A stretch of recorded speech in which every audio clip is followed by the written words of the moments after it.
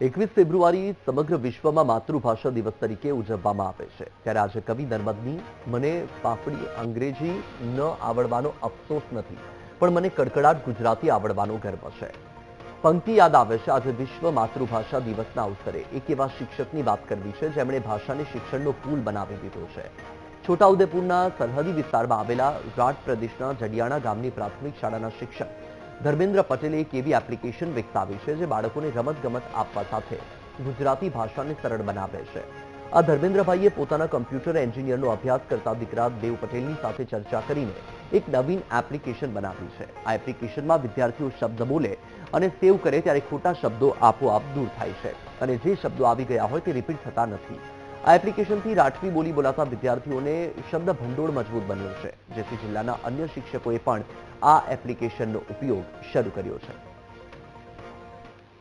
અમારી આ સ્કૂલમાં સાહેબ દ્વારા જે એપ્લિકેશન આપવામાં આવી છે તેના દ્વારા બાળકો નવા શબ્દો શીખીને લાવે છે। જે બાળકો ભણતા નહોતા તે બાળકો હવે ભણતા થયા છે અને અભ્યાસમાં પણ તેમને રુચિ આવે છે। તેઓ નવું સંશોધન કરીને નવા શબ્દો લઈ આવે છે અને ભણવા ન આવનાર બાળકો પણ હવે વધુ પડતા બાળકો ભણવા આવે છે અને તેમનો ભણવા માટેનો લગાવ પણ સારો એવો છે। હવે આ એપ્લિકેશનથી ફાયદો એ થયો કે જો આની અંદર ગમે તેટલા નવા શબ્દો બોલાશે તો એપ્લિકેશન લઈ લેશે, પણ જેવો રિપીટ શબ્દ આવી ગયો અથવા તો ખોટો ઉચ્ચાર બોલાશે તો એપ્લિકેશન ઓટોમેટિક ડિલીટ કરી નાખે છે।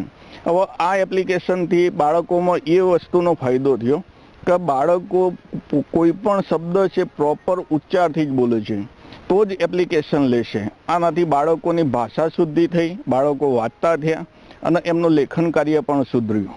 તો આ વસ્તુ છે મેં ચાલુ કરી અને આ વખતે ઇનોવેશનની અંદર મેં ભાગ લીધો। તો આ વખતે હું ઝોન કક્ષા સુધી ઇનોવેશનની અંદર આ પ્રવૃત્તિ લઈને તે બતાવવા માટે ગયો હતો।